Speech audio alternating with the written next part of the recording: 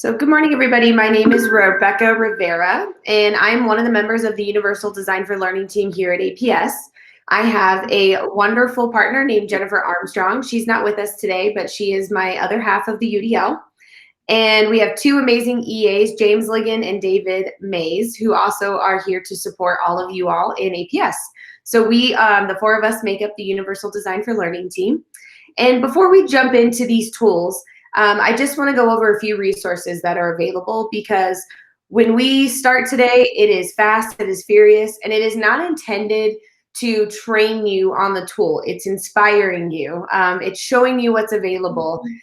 We spend entire days, full day trainings on each of these tools. So I don't expect anyone to walk away in 20 minutes an expert at using these tools. So we have a lot of resources that we've put together to support you in various different ways as educators. So we do have a website, and I'm going to go ahead and click on this website, and I'm going to redirect you here. This is our one-stop shop. Everything you need is right here on our website. So if there's anything that you're going to star, this would be it. All of our updates go here. All of our links are here. So this is where you can find all of our information. There's some amazing resources out of cast.org about what universal design is. So I mentioned in the description that multiple means of engagement, representation, action, expression. You can learn more about that here. But UDL does support several tools. Today you're going to hear two of them. Depending on time, I may be able to give you a brief overview of WordBank as well. But if you go to this tab right here that says UDL tools, you'll get a list of all of the tools that we support within APS. Every single tool that you see here, with the exception of Bookshare, is available to every single student and teacher in APS. Bookshare is our one little outlier tool where you do need to have a qualifying disability in order to receive access to Bookshare, and all of your textbooks and reading materials would be available for read aloud option and virtually on Bookshare. So this, if you have questions about any of these at the end, I'm happy to answer them, but there's lots of resources on here. We also do a ton of trainings throughout the year on every single one of these tools.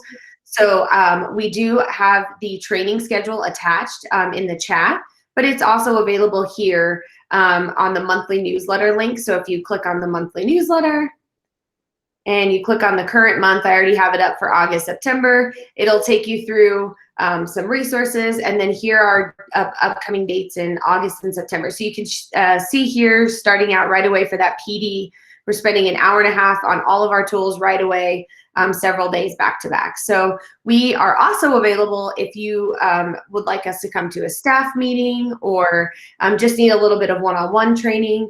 We always encourage you to reach out to udl.team@aps.edu. That's on those resources pages that are attached in your chat. And that's how you can reach our team. Really quick, Rebecca, we had a really quick question, and I'm not sure of the answer. Do we get the link for you guys inside of ClassLink? Is it inside that my.aps.edu? The link to our team? Yes. Or a link to your site? Oh, the link to the site it's on that PDF, and it is within the APS platform as well under special education. But the easiest way to access is probably just to download the PDF that's in the chat and click on that link. I could put just the link here if you guys would like to the web page too, if that's easier, if you guys just want the web page. So I'm going to pop over to the Meet, and I'll stick that in the chat really quickly. So that's just the link to the website. You can get it through aps.edu as well. But I would just recommend starring it and having it available, because we do update it constantly. So this page that I'm on here that you guys are looking at, this is actually an inward facing page. So if you don't have access to APS yet, you won't have access to our page yet. We do have to keep it inward facing because we do put a lot of resources and materials that are available through our curriculum on here. But we do have an outward facing page for parents and students, and that's listed right here, the parent student resources. If I go back over, I'm going to X out of our page. I'm going to go back to this resource page. The second link is our parent student website. So this is very similar to the website that you just looked at, but this one is outward facing and available to parents and students to explore and learn about our tools. So we do have a teacher one that's inward and a student parent that's outward facing. And we've gotten a lot of great feedback from parents and students about this webpage being a great resource. We do, obviously, you can see there's several other resources on here, but the last one I want to go over today is our YouTube page. This is really beneficial. What we've done is create playlists. So you can go on YouTube and you can subscribe to this. And each playlist is for a specific portion of our tools. So we've broken some of them down, such as you'll see this PDF reader. That's one piece of Snap and Read. But we also have oops, it's going to start talking. Sorry. I'm already getting clicky here. Sorry. Anyway, we have resources under playlists for each of our tools. So you'll see Bookshare, you'll see UPAR, you'll see WordBank. So each one of these is broken down. And we do very short videos, just a few minutes, to try to teach you each little portion of our tools. So a lot of resources. I'm not going to go through all of these, but this page is available to you. We also have quick cards at the bottom. Now, these are specific to either Chrome or iOS.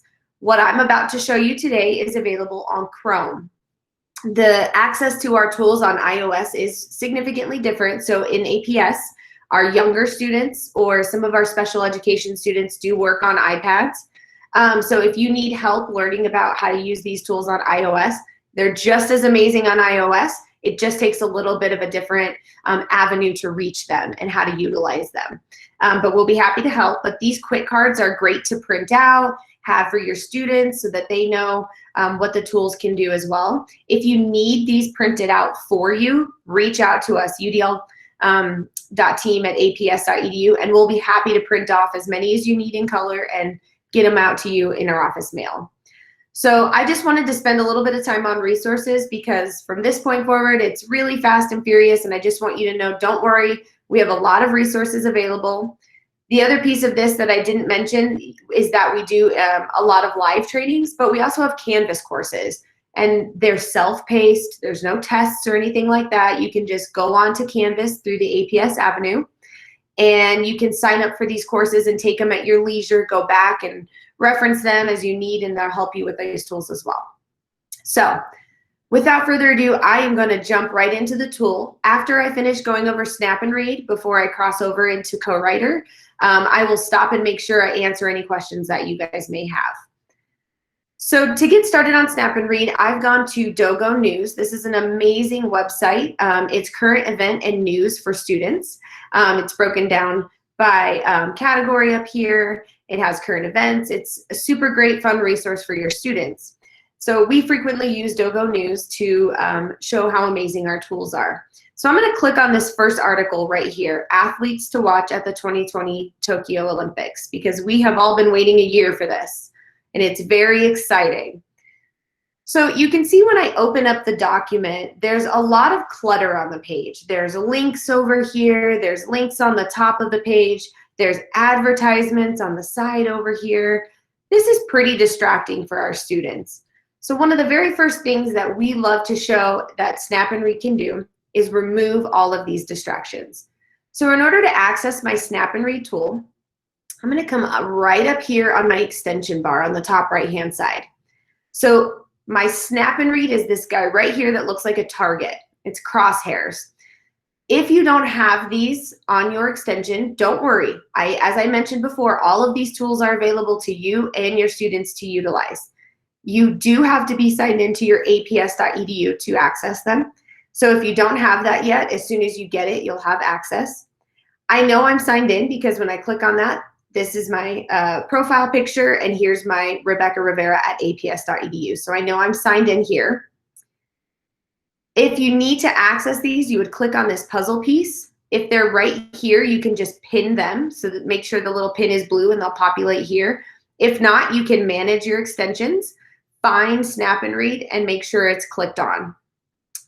All right, so this is my Snap and Read. I'm going to click on this, and I'm going to go down to option number 3, which is Remove Distractions. Simply by clicking Remove Distractions, all of that background noise has gone away. This is very useful for our students who get easily distracted, maybe our students who have dyslexia or dyslexic-like tendencies, or if it's just easier to read for a lot of us. But not only did it get rid of the noise, my entire article shifted to the center. My lines spaced larger, and my font is actually larger as well. So I'm going to go ahead and go back to original. I click on my crosshair up here, and I'm going to show original. So this is originally what we had when we clicked on that article. Here's my, I just want you to pay attention to the font right down here as I remove the distractions, and you'll notice the size change and the spacing change. So this is actually statistically proven to help students decrease their likelihood of omitting lines or skipping words when they're reading. So this is remove distractions. But at the heart and soul of Snap and Read is the read aloud features. So in order to access those, I'm going to go back up to my crosshair. I'm going to toggle on this little button right here. And if you pay attention to the right-hand side, my menu will populate right over there. So I'm going to toggle this on, and right away I get this black and white menu right over here on my right-hand side. We call this our Swiss Army knife of on Snap and Read. So it's a one-stop shop for all of our tools. So I've removed these distractions, and I do want to say that every single time you leave this article, so I'll just give you an example. Let's say I come over here and I go back, I'm going to have to remove those distractions again. It does seem kind of step intensive, but our students get pretty quick at it. So just remembering, if you leave the article and come back at any time, you are going to have to redo that step. So I've removed my distractions, and I would like to read this article. So I'm going to click on my very first icon, which is this speaker. I'll know it's on when it turns turquoise, and my cursor now has the speaker attached to it. So I'm going to select the beginning of the article here. The countdown to the 2020 Summer Games has begun on July 23rd. I can click to stop it. And let's say I just want to hear a specific word. So I can click here again. Games has begun. And it will read exactly where I ask it to start. So this is great for students who are reading aloud and maybe they missed a sentence. They can just go back to the beginning of the sentence. Maybe they want a pronunciation of a word, and they can go back and click on that specific word. So if you'll notice while it's reading, there's a female voice. I also have highlighting and pacing that I have customized, and I'm going to show you how you can customize those. The countdown to the 2020 Summer Games. So I have a pink highlight, the pace, this pitch, the volume, that can all be customized. So I'm going to come over here to my crosshairs again, up here on my Snap and Read extension, and I'm going to go down to the options. And it's going to open a new tab. And here are all my options for Snap and Read. So as you can see, my text was black and my highlighting was pink. I can modify that by clicking on it, maybe, if it's going to cooperate. There we go. And I can customize it to meet my needs. Or if you have a student who doesn't really care, or they're just indecisive, if you click on this templates, we have high contrast templates available that Don Johnson has already created for us. And Don Johnson is the person who creates and maintains these tools. So you might hear me say Don Johnston throughout this presentation, and that's what I'm referring to. So all I need to do is click on this, and it automatically changes to that turquoise. I can modify my voice here.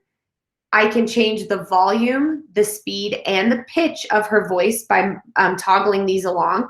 This is great if we have students who maybe want to read at a faster pace, or students who need it at a slower pace. It is going to give you an entire spiel every time you make a modification to one of these, and I'll show you what that looks like right now.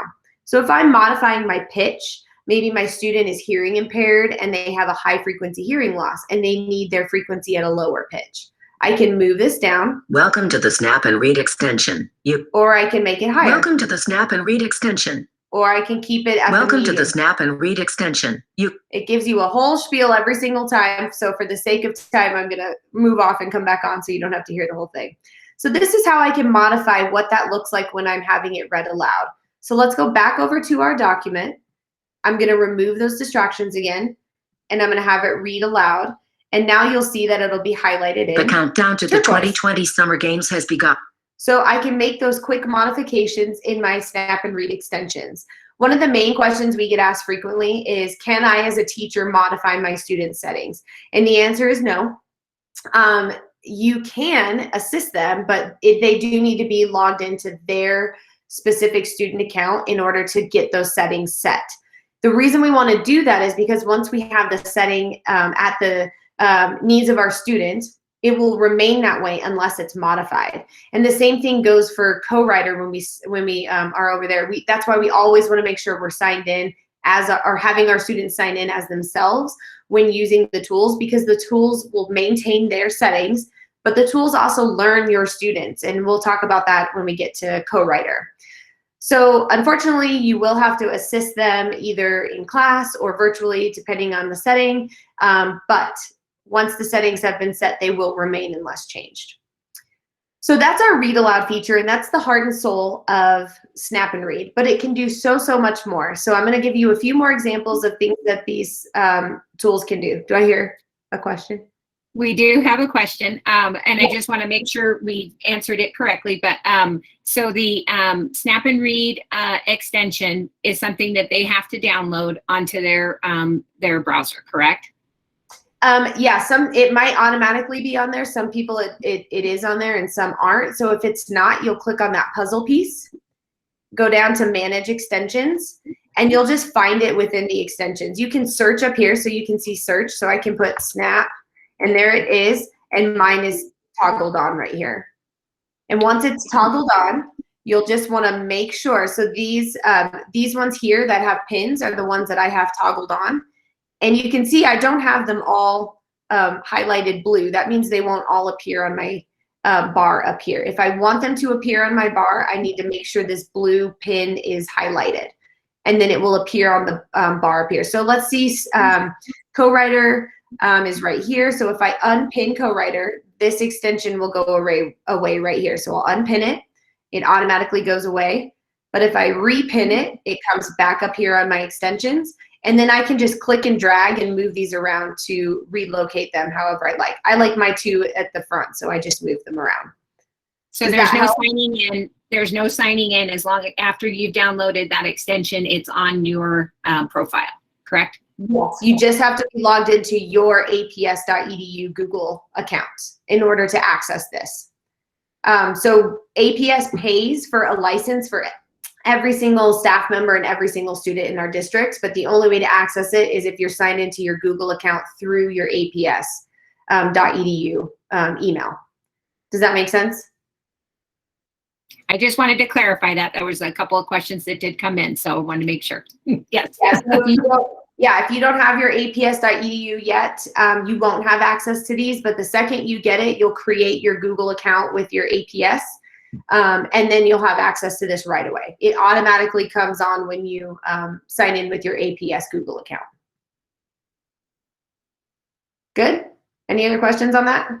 Sounds good, Rebecca. I was just going to have you re-clarify that this is in no means a training. So if she's rushing through these different extensions, she is going to have, there are special trainings that you can go, and I have popped that training schedule into the chat. So it is by no means you are supposed to be an expert in this at all.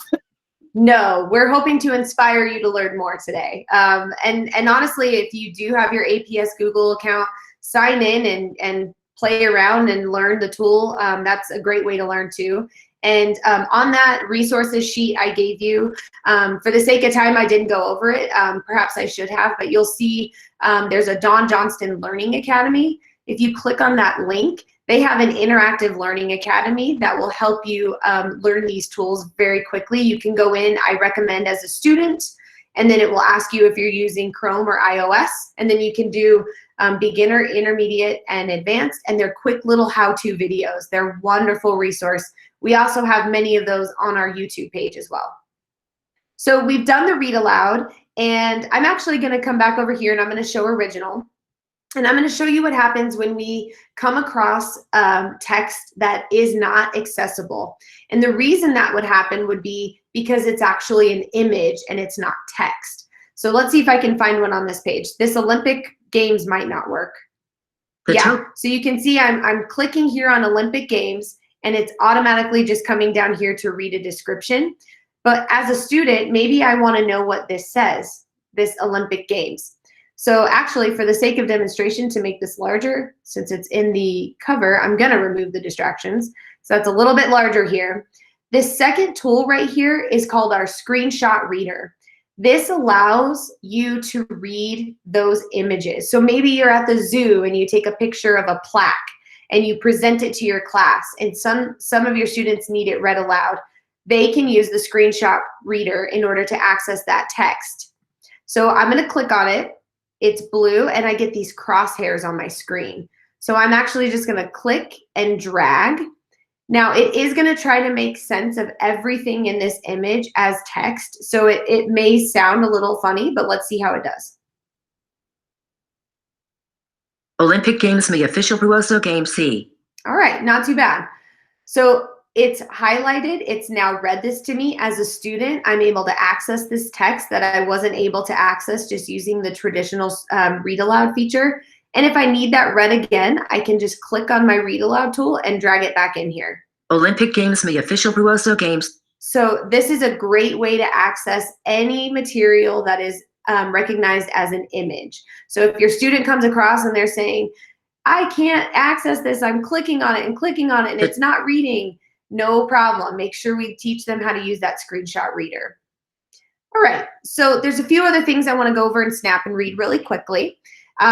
We do have the ability to assist our students with vocabulary while they're reading this material. So up here in the corner, if you haven't noticed, I have a number 7 attached to my screenshot reader, or excuse me, my extension up here. And it says 7. What that's telling me as a teacher is this article is at a mid 7th grade reading level. Now, we don't want that to deter our students from reading. So if your students see that and they're like, oh, this is too high, you may want to toggle this feature off, and you can do that in your extension. So this very first toggle is show reading level icon. I like to keep it on. So when I come over here, I recognize this might be a little bit high for my student, but that's okay because Snap and Read has built-in features to assist your student as well. So if I use this third tool right here, this is my leveling tool. This is going to simplify the vocabulary in my text.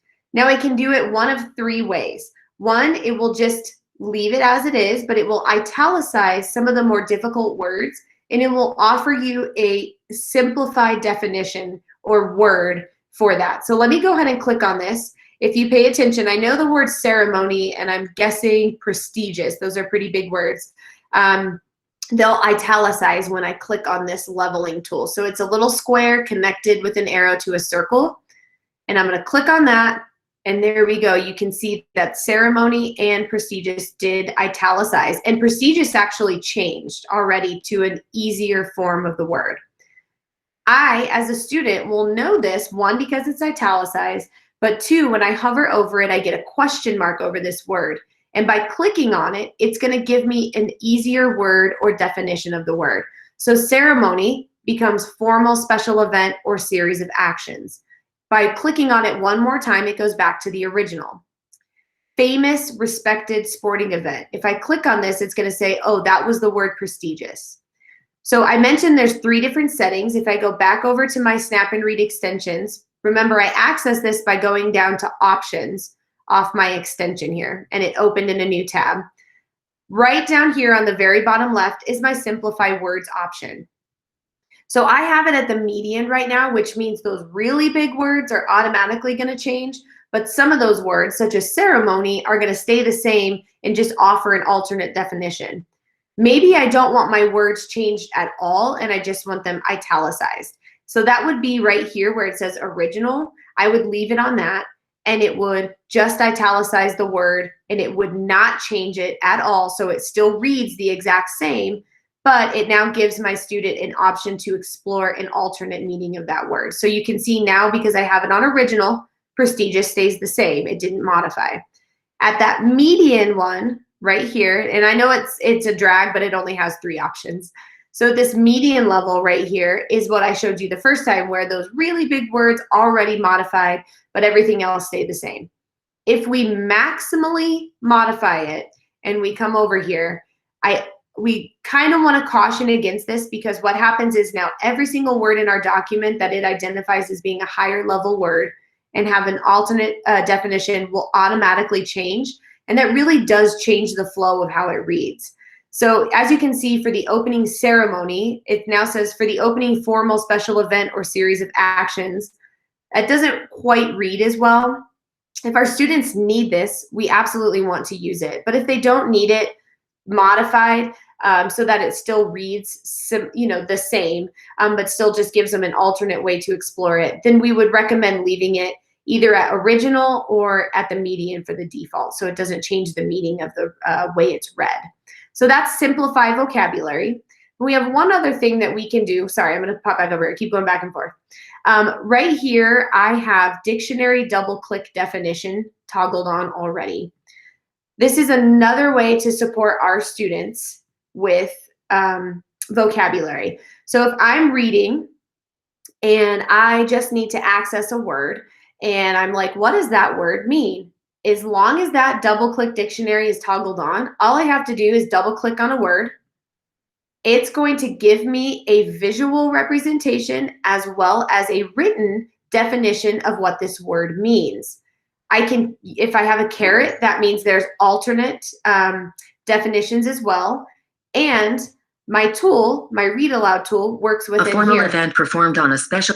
So if my student wants to know what this is and they still need it read aloud, no problem. All I did was double click on a word. I get a picture. I have a definition, and I can either read it or I can turn on my Read Aloud feature and have it read to me. So we have the simplify vocabulary and we have the double click definition. But what if my student is an English language learner? Well, we have support for that as well. If we come over to our extensions again and we see right down here, translate into, I'm going to toggle this on and I have it selected to Spanish, and associated with this is a Read Aloud. So there are over 100 different translations available for your students. This is absolutely incredible. You can see that we can translate our document into any of these languages. Not every single one of them will have a voice, aka a Read Aloud available, but many of them do, and you'll know if they do because it'll say right here. It'll give you the option for a voice. I recommend if your student is doing the translation feature and they do have a voice, have them listen to it and pick which one has the closest dialect to what they speak or what they know. So I have my Spanish turned on. I have my voice set to Pauline. I'm going to come over here, always remove my distractions, and I have a new tool on my bar. It's this A with this Chinese symbol attached to it, and this is my translation tool. In order to access my translation tool, I'm going to click on it. I'm going to highlight, and there you go. It translates right away into Spanish, and because I have a voice, I am able to have this read aloud to me. La cuenta regresiva a los Juegos de Verano de 2020. This is an absolutely amazing way for our students to access materials in multiple languages, especially if they're an English language learner. So I showed you that double click dictionary as well, the leveling. Now, if I have my translation turned on and I level, here's that word, oops, I turned it off. Here's ceremony. If I have my translation turned on, because I am an English language learner, now I can access this word not only at a simplified way, but I can also get it into Spanish right here. So by having that toggled on, I now have access to Spanish, not only if I choose to translate it by selecting the translation tool and highlighting. You can also highlight first. Oh, it's because I have the simplify. Sorry, let me click on that one more time here. So we can highlight, there we go, and it will translate, or I can use my double click, I keep saying double click dictionary and I mean leveling tool, summer vacation mode. And I can click on that word and it will give me access to that word in Spanish as well. So it will simplify the word and then it will also give it to me in Spanish. So this is just a few of the amazing ways that Snap and Read can support our students, not only with reading, but with vocabulary, translations. And there's two other features on here I'd like to quickly go over with you. One is this guy right here. This is our color overlay. This is wonderful for students who maybe don't need it read aloud, but they just need help maintaining their spot. So if I click on this, we call it the ice cream sandwich. It kind of looks like an ice cream sandwich. and I come over to my text, I now have my paragraph highlighted in one color and the line I'm reading in another, and this is self-paced. I'm moving this so that as I'm reading a line, I'm also able to keep my space. I am able to modify this over here in my extensions down on the bottom right-hand corner. So you can see I have purple and blue selected. You can do any sort of combination that you would like. So maybe I need no visualization of the paragraph and I just need it highlighted. So let's go back. By selecting black, it's actually going to black out the entire paragraph and just give me access to one line at a time. So this is all about meeting our students' needs and what will work best for them. So I would work with your students to figure out what colors would work best. If our students are visually impaired, they'll have a good idea about which colors, high contrast, low contrast, would work for them best. And we can layer our tools. So I showed you earlier that if I'm using a definition, I can have it read aloud. Well, I can have my color overlay on. Let's see, I can translate this. I can use my color overlay, and I can have it all read aloud at the same time. So here I am. I'm going to translate this into Spanish. I'm going to use my color overlay to keep my spot, and I'm going to have it read. La cuenta regresiva a los Juegos de Verano de 2020 ha comenzado. El 23 de... So we can layer these tools as much as we need in order to support our students. So that is a really quick overview of Snap and Read and what our features can do here. We also have an outline tool. So this guy that's hanging out down here way on the bottom, it's a little arrow. If I click on this, I'm actually able to create an outline based on this document. So if I click this arrow here, it'll create a new outline, and I can just put Olympics, and I can rename it. And all I have to do is select this A with the cursor. This is my capture text. And I can highlight, drop, let go, and it automatically will save this. I can click an image, and the image will be saved. And this is the real kicker. I wish I had this when I was in graduate school. It actually will cite your sources for you. So those of you who are working with your students to cite your sources, if you click source, it's going to give it to you either in MLA, APA, or Chicago. So this is great for our students if they're using multiple articles to support or write about. Now they have to do a cite your sources page, and they can just bring this over. So I've captured a few things, and when I get over into Co-Writer, I'll show you how we can take this information and bring it over into a document. So this is great for studying, but we also can use this information within our document. There's a lot to explore within the outline tools, but one thing I do want to show you that's available is you can see there's templates on here. This is great for our students if you're asking them to write a specific style. So if they need to do a fiction book report or nonfiction, these are all specific outlines. So let's do one of these so we can see this is a nonfiction question fact connection. So here's the question, here's the fact, here's the connection, and it's guiding our students. If we click on maybe one of the traits, you can see here we go, it gives it right here, the 6 traits, and then it says use the highlighter to grab words or phrases, and it's going to guide your student. Your students can type in here, so I am able to type. I can add information in, I can get information from the website. So this is a great way to support our students, and you can delete these just by clicking on them. So this outline tool has a lot to offer, and obviously for the sake of time, I'm gonna keep it kind of short, but just know that this, these templates are right here. You can download these, you can create folders. So as you can see, I have folders here. So I've got math, English, I have articles from Dogo. So you can click in here and you can have various different articles within here as well. So this is the very quick overview of Snap and Read. And Snap and Read has one more piece to it called the PDF Annotator. And I'm going to give you a quick overview of that. And then I'll take a second before I pop over to Co-Writer to answer any questions.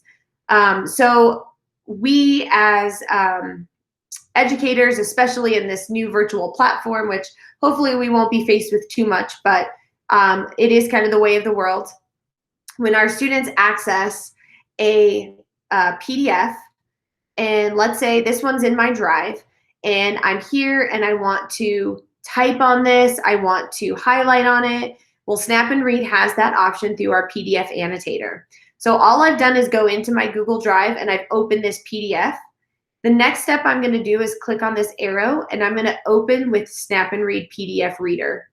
It's going to think for just a second, and when it opens up, it will look just like this. The great news is because this is already saved in my drive, it has a little cloud, which means it's automatically going to be saving as I do my modifications to it. So all of my read aloud tools still work within here, but I'm actually going to turn those off for a minute, and I'm going to show you what's within the PDF annotation portion. So by clicking on this blue pencil, I get my annotation options over here.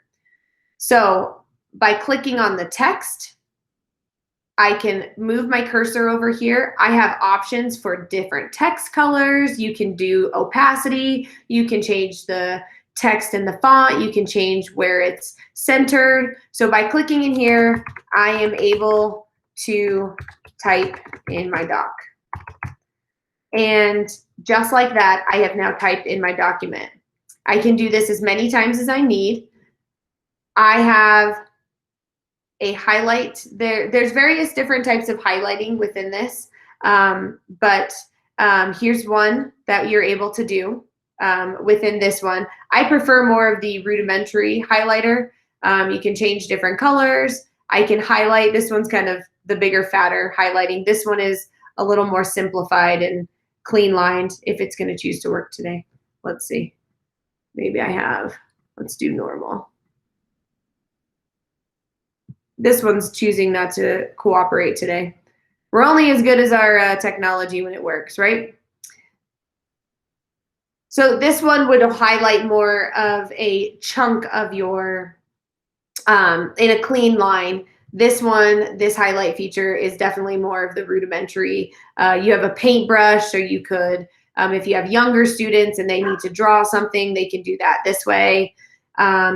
We have a stamp feature now where you can add in stamps as a teacher. You can create your own stamps. So if I just want to put great job, I can move this around. I can make it smaller. If I have a stamp and I'd like to ask my student a specific question, I can create it and say, you know, what time? You know, if mom and dad send in something, it automatically dates and times it. But you can modify that, change the colors, that's all in here. You can do a signature stamp, so you're able to come in and do a signature, and you can hit done and it will add it in. And of course it's ginormous, but you can shrink it down and add that in here, and it will automatically save your signature that you've done, so you can just input it in.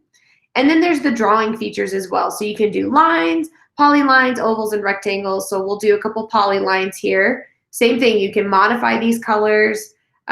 We can attach multiple lines together. This is fun for our younger students, maybe great for math if our students need it. Maybe one of the questions says to circle something, and so we're able to do that with this feature on our oval.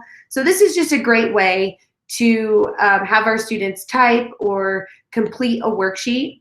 And the wonderful thing is they can turn this in. So if they're all done here and they go to this save, you can save it to their drive. If you see the Share button, I can share it to my Google Classroom, so I can turn it into my teacher. I can print it, I can download it. If you upload any of these PDFs through your Google Classroom, it will automatically save back to the Google Classroom. You can, and with that feature up on the very top right here, we'll say turn in.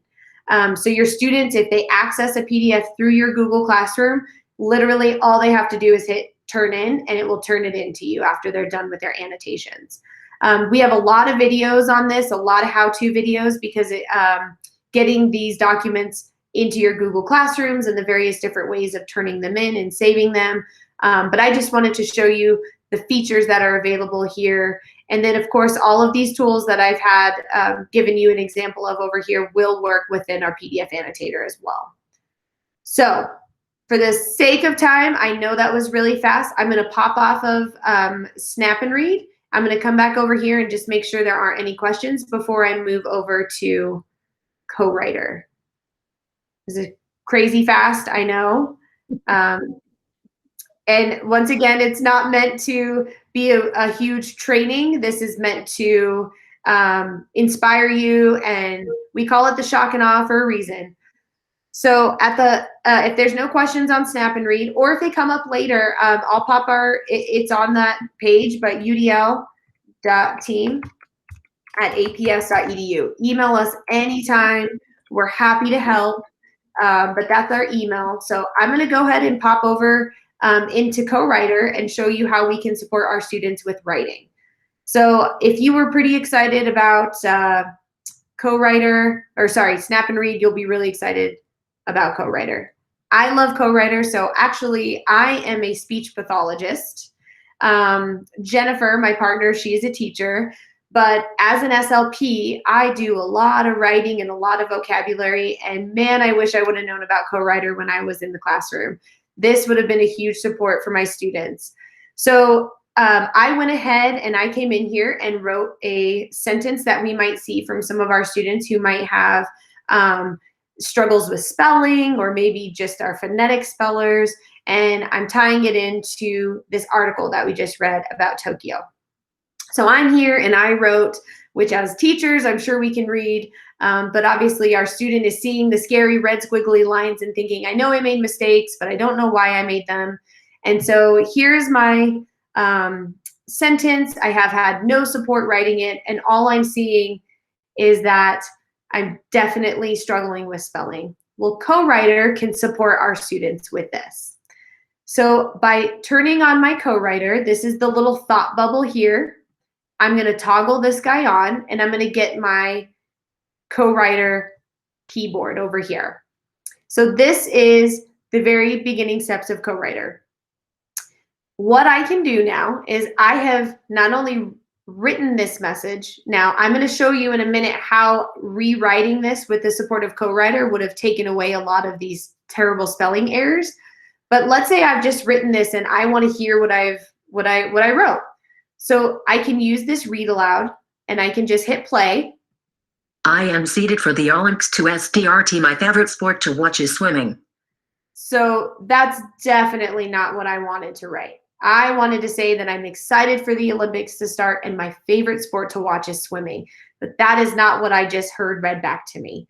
So now I can start the process of fixing what I've wrote here using Co-Writer. So I as here, and I'm going to just, all we have to do, all I'm doing is clicking on the word one by one. Now, the wonderful thing about Co-Writer is it's going to give me multiple means to know what I'm doing. I can see it, I can hear it. So if I come over here, nope, I'm looking for the word am. Am. That's it. If I want to select this word, all I need to do is either click on it, or I can select the number that is associated with it on the keyboard. So let's go to the word excited. I'm going to start going one letter at a time and see if it can figure out that I meant the word excited.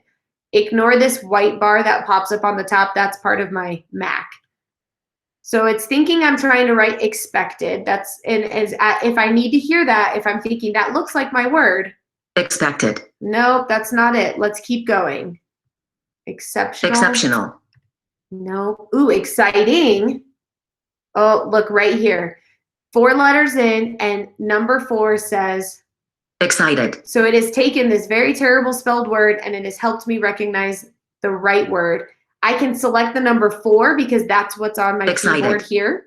So I can select number 4 excited. And it changes it to the word excited. So we say, I am excited for the, let's go over here, Olympics. Once again, this is a Mac feature, this white bar that comes up across, that's not part of Co-Writer. Olympics. Olympics, number 5. Olympics. And then here we go. So you can see just by turning on Co-Writer, I'm able to Start. fix this terrible sentence that I wrote. If nothing else, I've now gotten support to hear what I've written, and I'm getting support to correct what I've written. But now I'll very quickly fix the last of these words. So there's favorite, number 1. Favorite. Sport. Let's go to watch. Let's see. Let's cruise till it says, oh, number 4. Watch. So this is such a wonderful feature for our students who maybe Swimming. just need support with reading, with writing or hearing what they've written. So now let's listen to our sentence. We'll click on that. We'll hit play.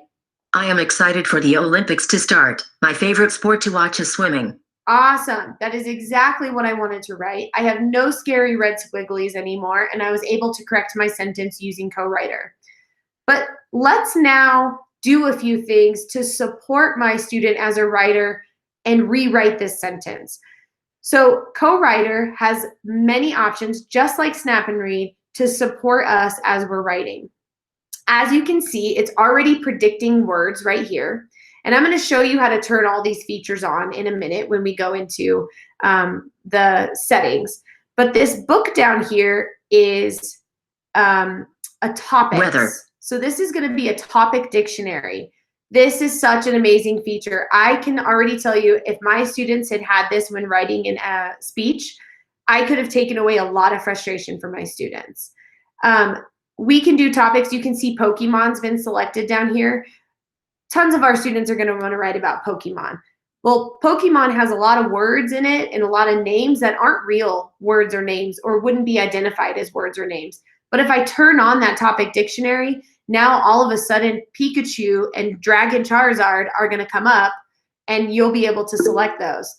Harry Potter, if I'm hearing Hufflepuff, if I'm trying to type Hufflepuff in the real world, it's going to say that's not a word. But if the topic of my writing is Harry Potter, that is a real word. It is something associated with that. So if I turn on a topic dictionary, it's going to give me access to those. So I'm going to type in Olympics right here.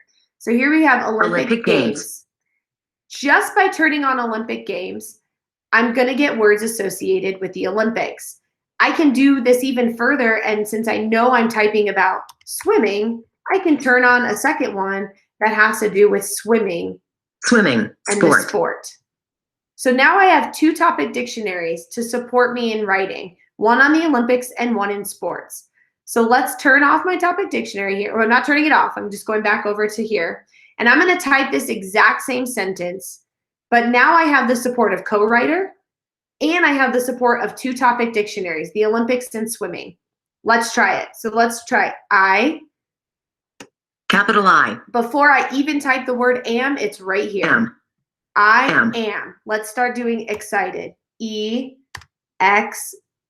Okay, I see excited. Exciting. Or exciting, sorry. X. Let's do one more. And I had kind of typed it this way. Oh, and even by misspelling it with that Y like I had done before. Excited. It says Excited. I am excited. And then let's see, for F. Oh, right there. For the. We have a topic dictionary on, so when I type the word O, right away, Olympics comes up. Olympics. And, oh, I haven't typed a thing. 2 is here. 2. And then, oh, start right here. Start. And I can put a period, and it's going to read it back. I am excited for the Olympics to start. I just wrote a sentence, no spelling errors, with the topic dictionary and the support of co-writer. So this is such an amazing way for co-writer to support your students while they're writing. A lot of students won't need that much support and they may not want this on all the time, and that's okay. We have a feature for that. Or this might be more their style to tag along with them. So if you want to attach it to your cursor, you just drag and drop it on your cursor.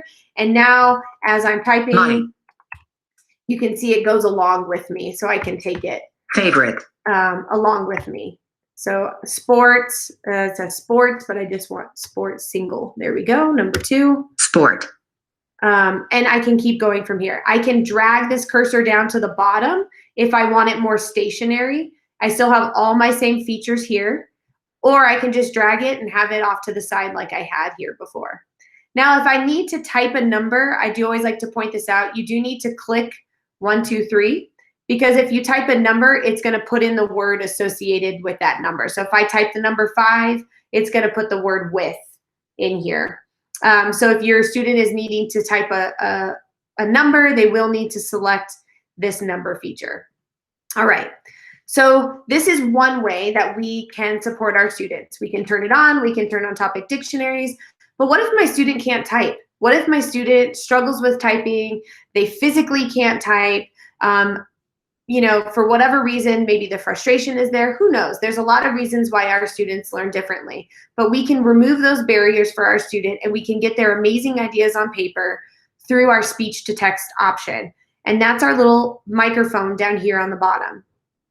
So by clicking on that microphone, I come to this section and I can click on this microphone and it will start to pick up what I'm saying. I wonder if anyone will beat any world records at the Olympics this year? Question mark. I wonder if anyone will beat any world record at the Olympics this year? So I know record isn't the word I wanted because I heard that. So I know I need to come in here and add an S to make it records. But I was able to use speech to text. Our students have access to this on cell phones. I'm sure they've seen it before. Just like on a cell phone, we do want to be thoughtful when we're teaching our students this skill, because if we don't turn this off, it will literally just keep typing everything. We want to make sure it's a quiet space that they have when they're using this feature because it will pick up background noise. So it does take some skill and some practice, but this is an amazing resource for our students to get their thoughts down on paper. This is an amazing resource for teachers who have a quick second and they need to make a note. Just throwing that out there. I use it all the time as a therapist in between sessions. If I just needed to get something jotted down, I would click it and I would write a quick note and I would be able to come back later on in the day to put that into my formal documentation. So we are able to have supports in multiple ways. 1, just through words, 2, through topic dictionaries, 3, through speech to text. But there is a 4th way in which we can support our students. And if you see this down here on the bottom, this number 6, English to Spanish, we can support our students who are English language learners as well. Co-Writer doesn't have quite as many translations as Snap and Read. This one has closer to 40 instead of over 100.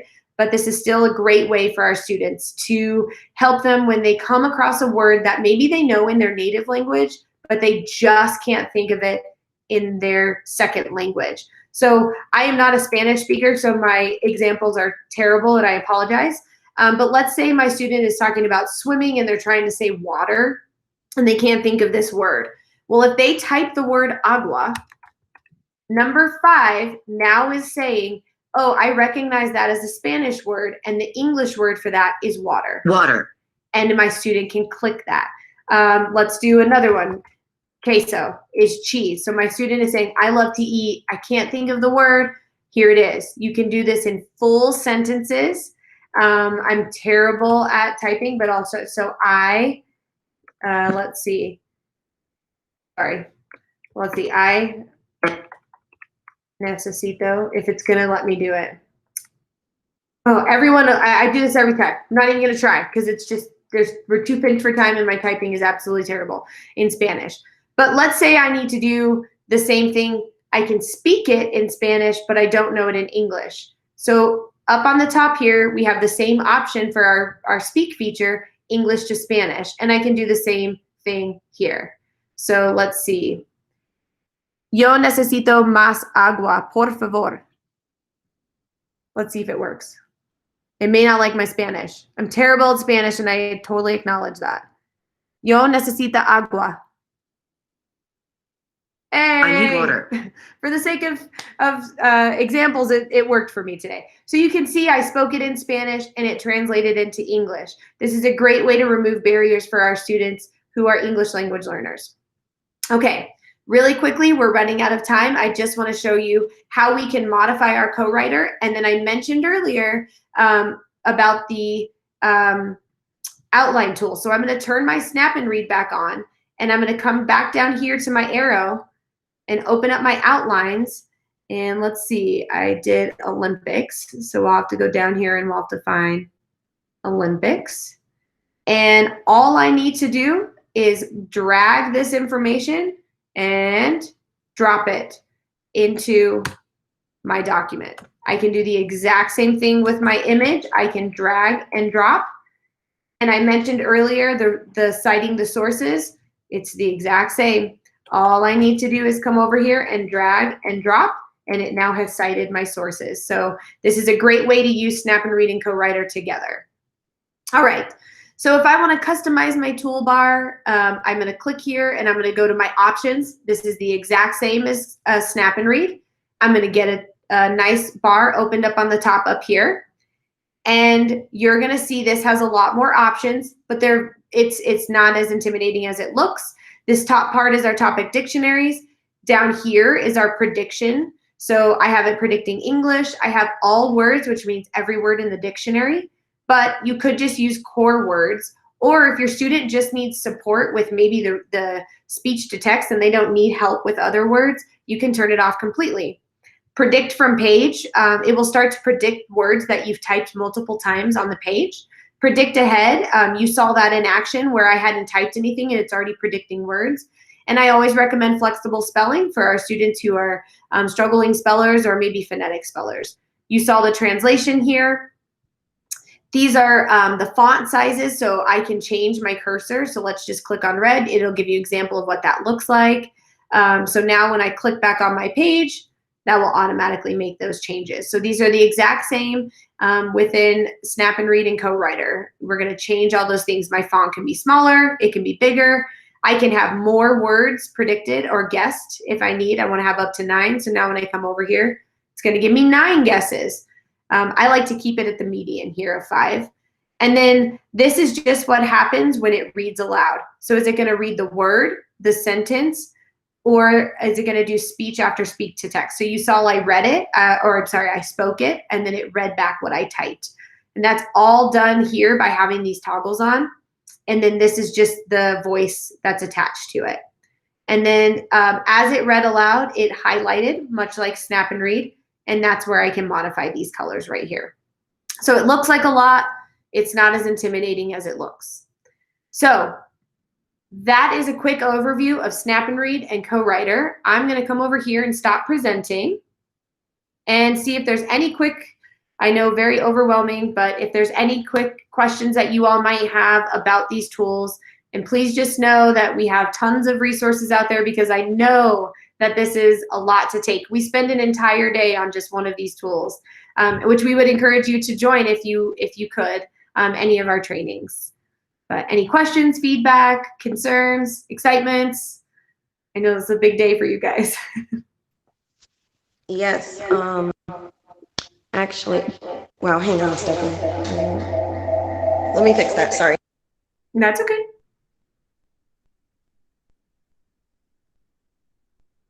Thank you. Getting a lot of great jobs, and thank you. That was amazing because it is a lot, and it's just I agree with Rebecca.